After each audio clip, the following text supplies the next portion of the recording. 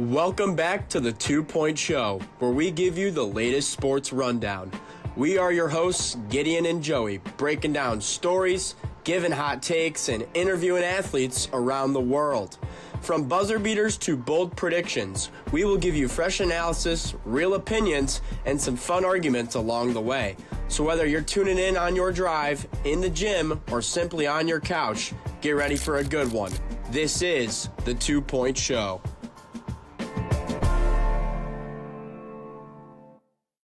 Hey everyone, we're back for another episode of the 2 Point Show, and we're back in the virtual setup, kid. We're here on the Zoom call. We're back in college, and we got to do it this way. Sorry, guys, but this is how it's going to be for a little while. Yeah, I mean, should we say Happy New Year again for the virtual setup, I guess? I guess. I mean, happy 2026 back in the virtual setup, so. Yeah. Yeah. Yeah, we got a good episode today, I think. You know, I mean, It's kind of the heart of my kind of sports, you know? I mean, you got football, right? We got the NFL playoffs, and I thought we got a great first slate, you know what I mean? So, we got the college football championship next Monday, which could go either way. The spread's not looking like that, but I think it could go either way. And then we got some college hoops, the Wolverines and the Spartans. You know, let's do it, Joe. Yeah, but first, quick word from our sponsor. Short intermission to give a shout out to our sponsor, the Rochester Mills Beer Company in downtown Rochester. If you're looking for a great place to grab a meal with family or friends, the Rochester Mills has you covered. They've been a staple in downtown Rochester for over 28 years, and it's easy to see why. The food is outstanding, from classic comfort foods to elevated pub favorites. This is a place where everyone can find something on the menu that they will fall in love with. Whether it's a casual lunch, a family dinner, or meeting up with some friends, the Rochester Mills is a perfect go-to. And of course, they're known for their craft beer, brewed right there, making it a true downtown Rochester experience. So next time you're looking for a great place to eat, grab a drink, or simply hang out, head on over to the Rochester Mills. You can check them out online at beercos.com to see their menus, drinks, and much more. That's BEERCOS.com. Thank you, Rochester Mills. Now back to the show. All right, Gid. Let's jump into this national championship, shall we? Yeah, let's do it. All right, so, I mean, yeah, Indiana opens up as a touchdown favorite against the Hurricanes. But, I mean, Miami's on a roll. IU's tearing it up. I saw a thing today on Twitter where IU is... People are saying IU should be getting investigated for cheating. What? Why? Because they're blowing teams out by so much. Like, they're that good of a team. And people are, and then, like, the real people, like, who are posting it should be like, IU should be taking this as a compliment. Yeah. I mean, I think you look at the top four, or I think Miami has the best chance against Indiana other than Oregon. Like, they have a better chance than Oregon. They have a better chance than Ole Miss. Just the way they're playing right now, and just the way they match up with Indiana. I think that D-line could really make Mendoza, uncomfortable. Sure, Mendoza's going to get comfortable, but how uncomfortable are those little spurts going to be? Right, and with Indiana, like I said at the beginning, they did not have a single five-star on their team. They still don't. They're just rolling, absolutely rolling. But here's what it also gets interesting with Miami. Miami is just loads of talent, like we're talking about here. They are loaded. All this NIL money, they have a ton of 5-stars. Ton of guys are probably going first, second round in the NFL draft. But, I mean, Indiana, man, they're one of the greatest teams in the last 20 years. They're smoking everybody. I believe that. And I saw a video on ESPN, like, where do they rank? And, yeah, I mean, they're probably one of the best teams in the 2000s. Like, I think that just look at them. Like, they literally they're kill destroying. everybody. Yeah. And so it's unfair. Yeah. So I got an interesting question for you. Would you go? You matched up 2025 to 2026 Indiana versus 2019 LSU. What would you do there? That, because obviously LSU's talked about as one of the greatest teams of all time. If you guys don't know, Fernando Mendoza won the Heisman, and he only had like 2,900 yards. Yep. Is that correct? Yeah. Joe Burrow almost doubled that his Heisman year. Yeah. Like, he was a couple hundred yards away, probably one game away from doubling Yeah. Fernando Mendoza. He had, what? He had one less game than him, so. Uh-huh. So here's another crazy stat.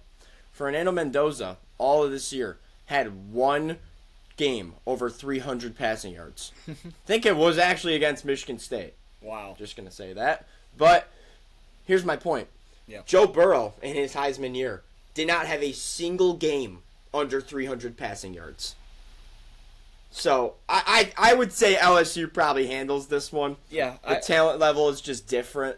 Yeah. But yeah, I mean, you look at the receiving core. I mean, it's just night and day, I think, from Indiana's. And correct. I'm going to answer your question. Indiana has a chance Monday night. I really do think they have a chance to prove that they could go toe-to-toe with 2019 LSU. I really think, and we'll see Monday because, if they blow them out, why wouldn't they be, I mean, if they just dominate them the entire game and blow them out, I can't argue that fact. Yeah. You got any score predictions at all, or you still got more? I think IU is going to win pretty big. Wow. Personally. Okay. I think IU probably gets it done. I'm gonna say this is tough, but I'm gonna say 31-13. IU wins. That's a good little beatdown, I think. Yeah, I think they get it done. I said 34-24. Okay. Yeah, closer, a little more high scoring. Yeah. See, I don't see Miami getting that high in points personally. This is where I think Indiana's going to start out really early, and then Miami's going to have to play catch up, and that's where they will get their points. So sure, yeah, 100%. Yeah. So it's kind of really all we got for this national championship. It's one game, so there isn't really much to talk about, but we both think IU's going to get it done. Simple as that. Who's yours? All right. Before we jump to the NFL playoffs, we have merch, guys. We have it. We're going live with it. If you want merch, just DM our Instagram. We'll get you guys hooked up with it, figured out. So yeah, simple as that. How it works simple is as that. So it's a website called Sanmar.com. Sanmar, what they do is you can pick out your product. They got Nike products, New Era. They have some nice brands, Champion, some really nice brands out there. And you pick out your product, what you want. It gets sent to Sanmar, the company, or Sanmar sends it to the people who embroider it, and they will embroider the 2-point show right onto it. So this is a New Era quarter zip, black, just call them quarter zip, and they embroidered this right on here. You look good, Joe. And you can see here they got the 2-point show on the back. So it's hard to. Sorry, I couldn't really turn fully there, but so yeah, just little plug there. We got merch. So yeah, let's jump to these NFL playoffs, man. It's 4 games. I thought that the wild card, it was every game besides the Monday night game was just incredible. Yeah. Like amazing games. Yeah, and probably the Pats-Chargers game, too. That was kind of a snooze fest. Yeah, okay, yeah. I forgot about that. That was a little bit of a... Yeah. But I do want to kind of touch on the wild card a little bit. I mean... Yeah, let's do it. Looking at each matchup, I mean, that Saturday night, the Rams, I mean, Staff Goat, I mean, he's the MVP, right? He's got to be. Yeah. Right? He's got to be. Yeah. I think... There's no way he's not. Do they do the MVP based on the playoffs too, or no? I don't think they do. I have no idea. They probably say no, but they probably do. Maybe a little bit, yeah. So yeah, he was great. And then the freaking Bears are 1 win away from competing. I'm not really surprised that they beat the Packers. I think they are the better team, especially with the Packers being banged up all season and losing Micah Parsons. But I think the Bears' little run is over. They rely on takeaways and turnovers, and I don't think Stafford's putting up with that, especially with getting Devontae Adams back. I mean, that helped so much for that Rams game. Right. It helped everyone. It literally helped everyone. Right. It gets the run game going. It gets Puka Nacua going. Even gets Colby Parkinson going a little bit too. How about that? Shout out Colby. So yeah, I think the Bears' little fun run, I'll say, comes to an end this weekend. Shout out Colby. No, I like that, Joe. I like that. Yeah, but shout out Colby. Yeah, there we go. Let's go a little bit to the AFC. The Bills and Jags. How about that? Was a fun game. Yeah, it was low scoring. Then it kind of turned into high scoring a little bit there at the end. And forth, yeah. I mean, like I said, America wanted to see the Bills win. Let's be honest, they did, and they got it done. So everyone's happy about that, and because nobody wants to see Jacksonville and Carolina in the divisional. So this is good for NFL. Maybe it's a little script writer. Oh boy, here he goes. You never know. You never know. They always pick 6 teams that they look at, and the Rams might be one of them. Yeah. So, and the Bills too. So they wanted those teams to win for the NFL's sake, to get more views and stuff, and obviously they both got it done. So that's where I'm at with this. Yeah, what about you? Yeah, I mean, I think you put it at a good point that no one wants to really see Jacksonville and Carolina, but I do think, going back to Carolina, Bryce Young, I really think he's going to be a stud. I really do think. And yeah, the Panthers were bad, whatever, but they have something good in Bryce Young. He's just a gamer.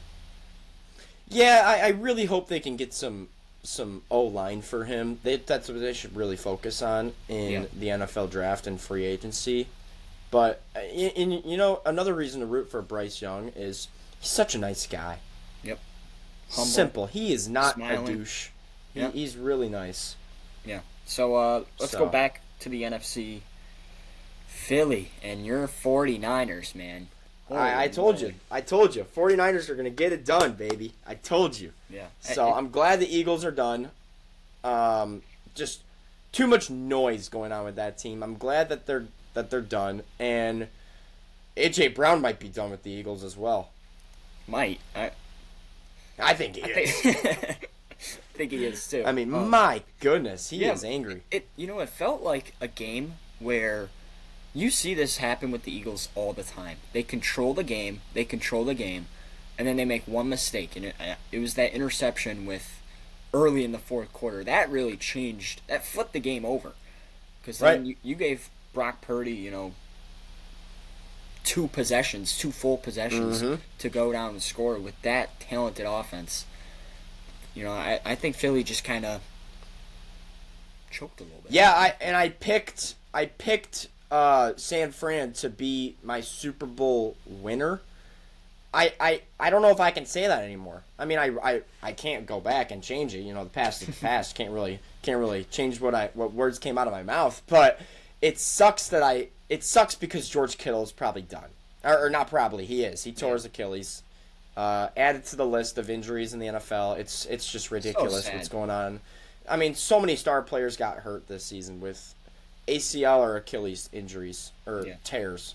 So it'll be interesting to see how far the 49ers can go without their star tight end. And I guess with him going out, they kind of rallied around the energy of they had Kittle's energy the rest of the game to get them to beat Philly. So we'll see how long they can go without their star tight end. Yeah.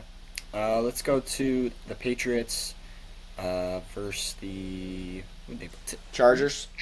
Yeah. Snooze. Yeah, that was just I mean, boring game. Patriots just kind of dominated defensively. Didn't really give the Chargers any hope. It's kind of the story of the game, I feel like.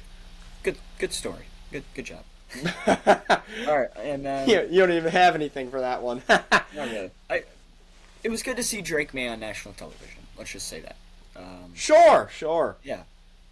Then we have the Texans rolling the Pittsburgh Steelers in some big. Man, wins. Sorry, I got an itch here, but I wanted A-Rod to win so bad. I just wanted him to get a playoff win. I really did. I really did. I'm not a big Texans fan personally, so. Oh, you're an Aaron Rodgers fan? Oh my No. God. Oh my. Okay. Oh. Oh my. You know, I picked the Steelers to win last week. Let's just say that. Oh, and that's that's why I why. wanted the Steelers to Okay. win. Okay. All right, I got you. That's But why. yeah, some big news. Mike Tomlin stepping. Yeah, he's gone after 19 seasons. Just, one of the most decorated coaching careers ever. You know, never had a losing season. You know, he was Here, I got a quick mini do you think for you. Do you think Mike Tomlin is done? In coaching, I think he is. Really? I think he is. I think he's going to go to TV. I think he's going to TV. I really do. Okay. Yeah. You know, I could see him picking up. Dude, can you imagine? All right. What if the Lions had him as a DC? I mean, he stepped down. He didn't even get fired, you know? I know. They would have to trade for him. Yeah. So, I that was my... Yeah, I got a question for you. Is he the second hear best? Is he the second best coach in the 2000s behind Bill Belichick?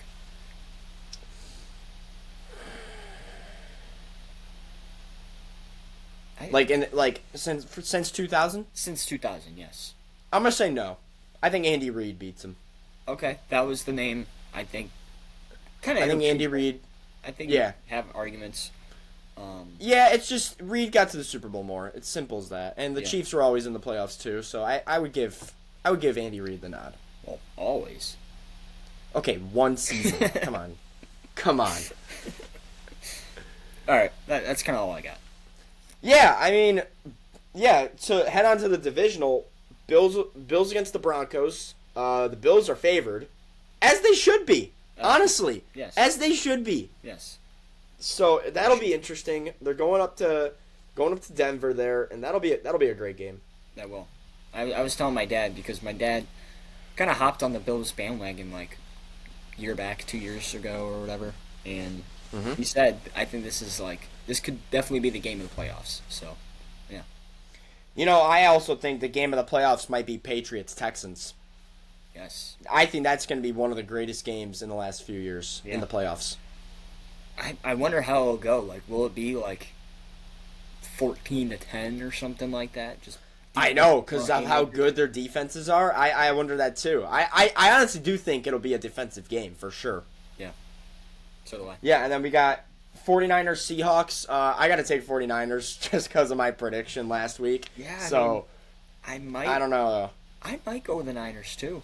I mean, I was really impressed with Brock Purdy, but He's been playing good ball, man. I have to stick with the Seahawks because I picked them. But And then lastly, Rams and the Bears. I got the Rams. I think the Bears' Cinderella run comes to an end. yes, Cinderella run as a 2 seed. Yes. Well, you got to think about it.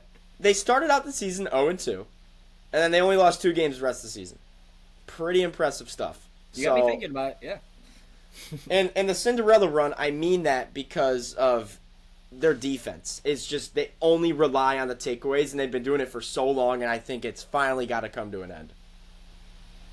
Fair. Very fair. All right. Are you done with the NFL? You all set? Yeah.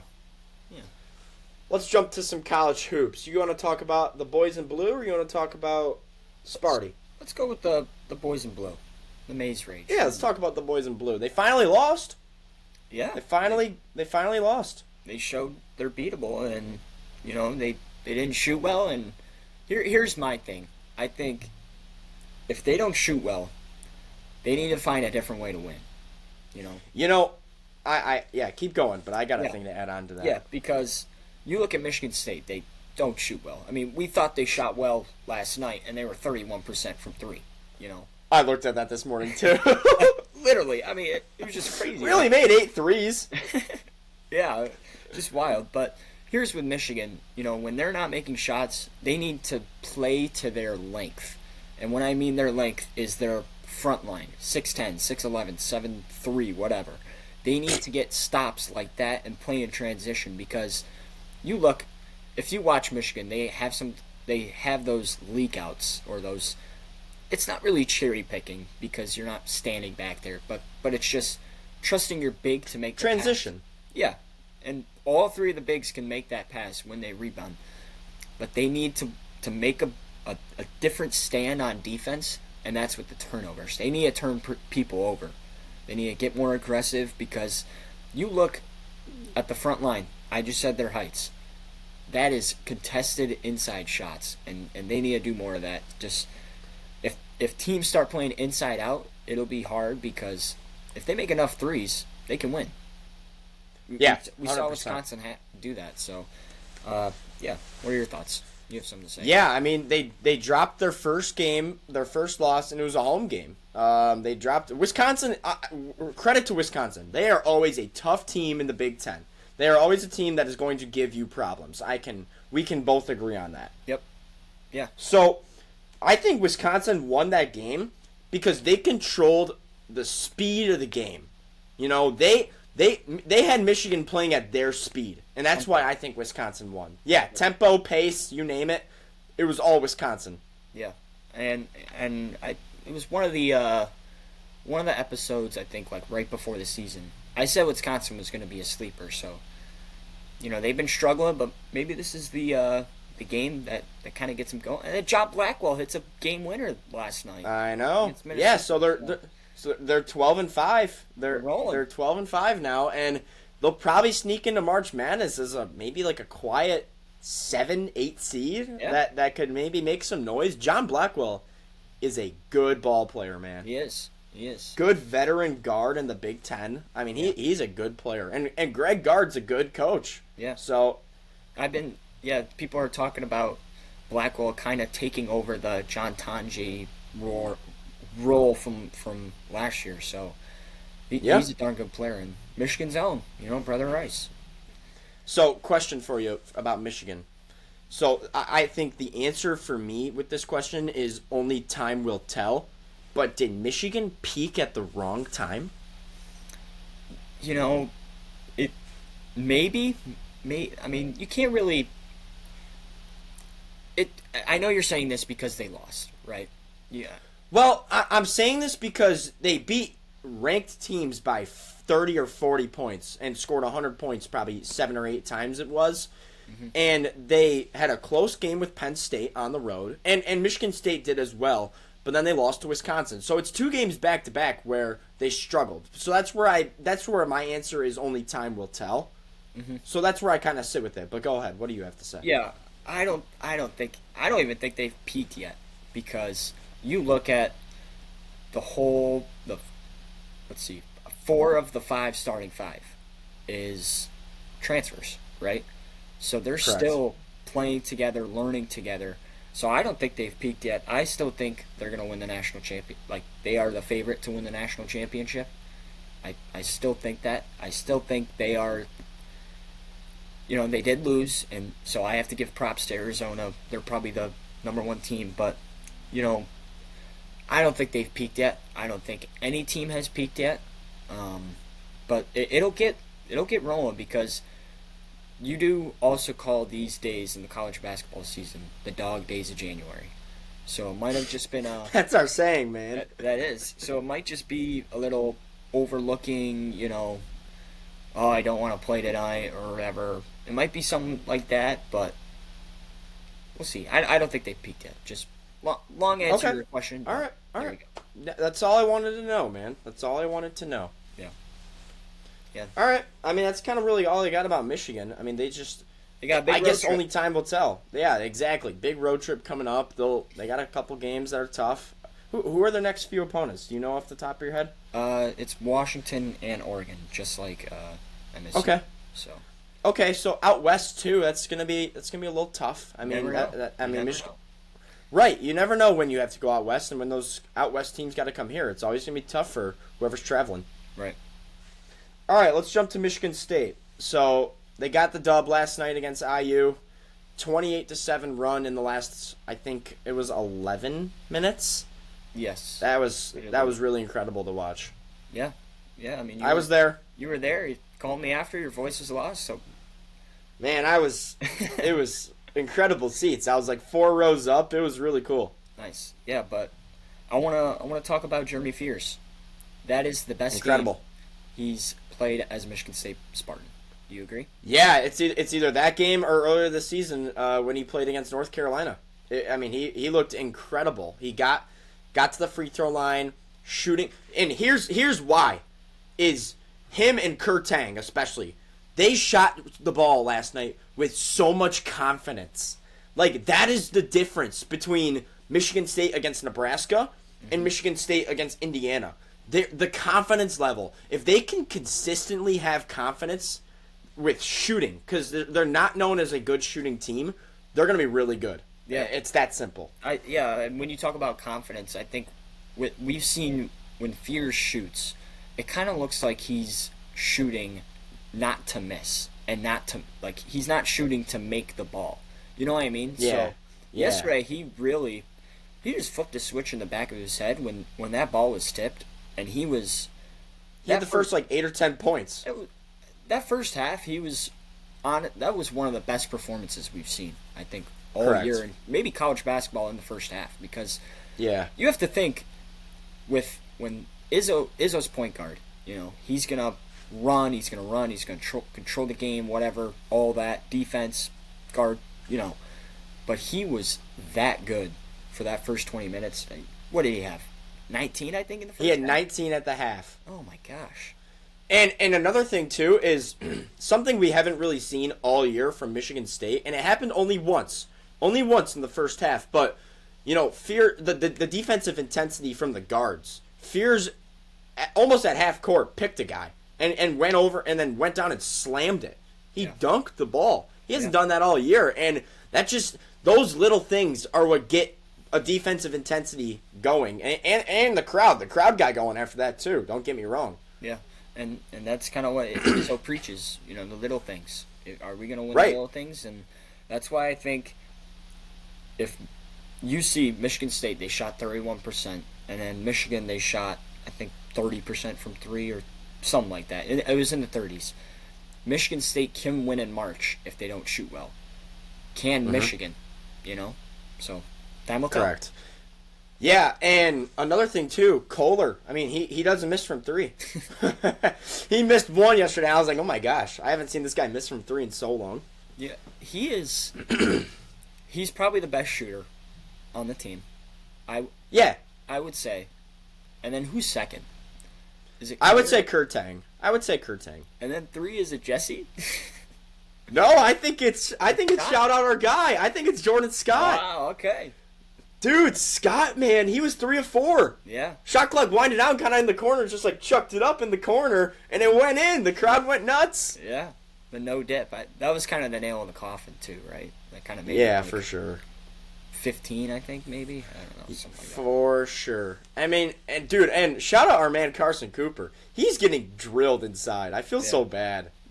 Like he's like a magnet to like everyone's like arms, like to his face. Yeah. He got pushed yesterday too, so. I know, yeah, he got a guy teed up. But yeah, I mean, it's kind of interesting too with Izzo. He kind of stopped playing Trey Fort and Jesse. They played 2 minutes yesterday. Pretty crazy. But shout out them. No, they don't show the body language that they're upset. Correct. It's all about the team. So. Good game. And dude, all right, I'm just gonna say it. That Cohen Carr dunk, that was so like, how you can usually hear the rim on TV. I heard it rattle in the stadium. Really? I actually heard like a little rattle, and I was just like, wow. Yeah. Like it was incredible. If you're gonna go up, you're gonna go up, especially with him. So. Correct. Yeah, man. He might be the best dunker in the world. Truly. Like, no, you laugh, but think about it. I know. I'm laughing because it's true. So here's another thing about the win last night, Michigan State. I think it was the definition of a Michigan State basketball win. Mm-hmm. It was the literal definition. Tied, close throughout the majority of the game, go on a run to end it. And what Michigan State's also very good at is the final minutes of the first half, they go on a run usually. Yeah. And they give themselves a comfortable lead going into halftime. They were up 7, I think it was, at halftime. Should have been 9 with that Kohler play, but they were up 7. And in the postgame, Izzo talked about, Michigan State is known for defend, rebound, and run. And when Jeremy is pushing the ball like that, it's world opportunity for this Michigan State team. Yeah, I mean, it's not unguardable, but it is really hard to guard. And when you have to start... I mean, he is fast. Yeah, when you have to start game planning for getting outran, because that's what they do. They just outrun everyone, and then they win the last... You saw it, 10 minutes, 11 minutes. They won the big run. So, Correct. But yeah, when he's clicking, he's kind of the engine. I think the glue is probably Cooper, I'd say. The glue's the big man. The big man. Yeah, Kohler and Cooper. Good way to put it. Yeah, why not both? But yeah, when Fears is going, man, I'm telling you, this team is good. Yeah, for sure. Because he has the potential to be the man of the team. It's just like, I mean, he did it last night. So and then Last night, sorry. Go ahead. What you got? Yeah. What do you got? He showed that he's a pro. Like, he's going to be a pro. Just needs to keep developing that jump shot, and he'll be a real pro. So, Correct. And Michigan State coming up. What do they got coming up? They got Washington and Oregon. Is that correct? yes. Both on the road.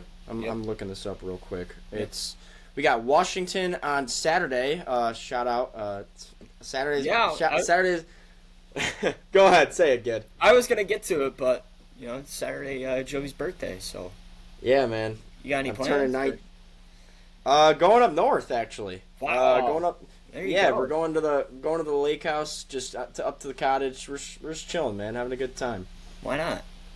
Yeah, some family time, and then so after Washington, we're back Tuesday, 9:00. We got Oregon, and then we're back for another home game Saturday against Maryland. I will be in attendance for the Maryland game. Nice. So yeah, man. I mean, this is a great time of year, in my opinion. Oh, it's... Where the NFL is wrapping up, as well as college, where football is wrapping up, and then the hype of college basketball leading up to March Madness and the tournament play. Yep. I think it's where like everyone conference play, everyone's going at it. I think this is an underrated great time of sports. For sure, and I don't know if other people will agree underrated just because other people, how they view football and stuff, but... Well, yeah, people talk about, October is one of the greatest times with baseball and the NFL going on. Yeah. That's where I would say October is a potential argument for that. And then obviously people talk about March with March Madness going on and MLB season starting up. So I think that's where I say January is an underrated time of sports. Good explanation there, Joe. That was good. Thanks. I appreciate it. All right. Well, that's going to do it. I know it was a little bit of a shorter episode for you guys today, but we just want to talk about these 4 segments. Simple. We were thinking about putting in a 5th, but we were just like, nah, we don't need to do it. So we'll get to that next week. But yeah, thank you guys so much for watching. We're going to keep thugging out these episodes for the next thugging out. We're going to keep thugging out. Okay, we'll keep banging out. We'll keep banging out episodes weekly. No, come on, Gid. That's not too bad. But we'll keep banging out episodes weekly with these, and we're gonna keep working on guests too. We're all I'm gonna say is we're trying to get some big time guests. It's a process. There you go. It's a process. So yeah, that's it. We'll see you guys next time. Thank you so much. Peace.